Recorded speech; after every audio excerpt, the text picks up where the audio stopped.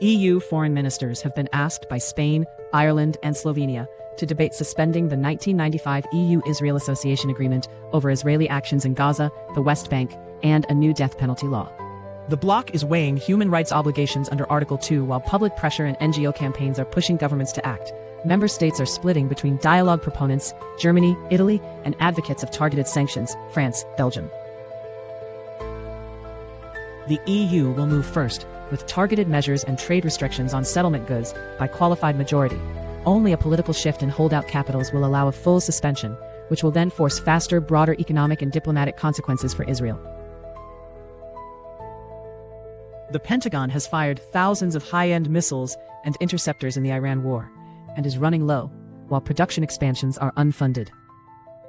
The US military is reallocating stocks from Europe and the Indo-Pacific, and is rushing to buy low-cost drones, interceptors, and robotic systems to fill the gap. This will force the US and allies to rely on attritable swarms and cheap interceptors, accelerate autonomous weapons deployment, and change the balance of readiness across theaters. Armed coalitions of JNIM and Tuareg separatists have taken Tessalit and Kidal. Videos show fighters in former army camps. Russia's Africa Corps has withdrawn from some northern positions, and Defense Minister Sadio Kamara has been killed. The junta is losing strategic depth because its northern bases are being overrun, Russia is regrouping or withdrawing from exposed posts, and the military is concentrating on defending Bamako and key southern assets.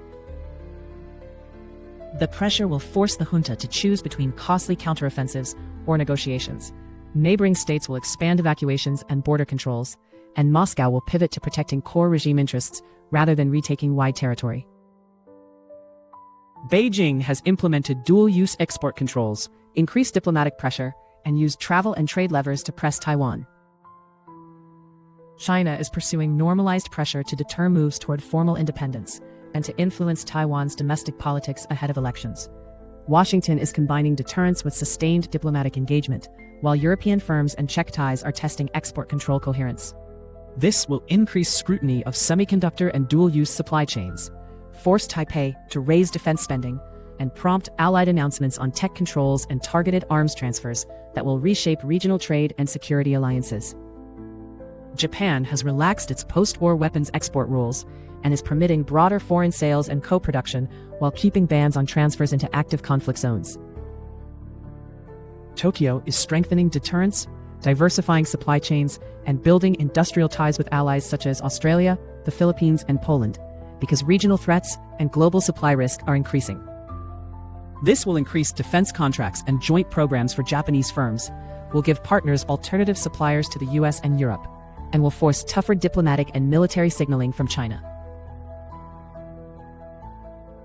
Cuba has seen fuel and food shortages that are crippling farms and social care, while direct US Caracas flights have restarted after years of suspension. US sanctions and an energy squeeze are forcing Cuban farmers to use manual labor and leaving elderly people dependent on charity, while Washington's diplomatic reset with Caracas is restoring travel and commerce. Cuba will face deeper food insecurity and faster emigration, and expanded Miami-Caracas air links will increase remittances, political leverage, and commercial ties in the region.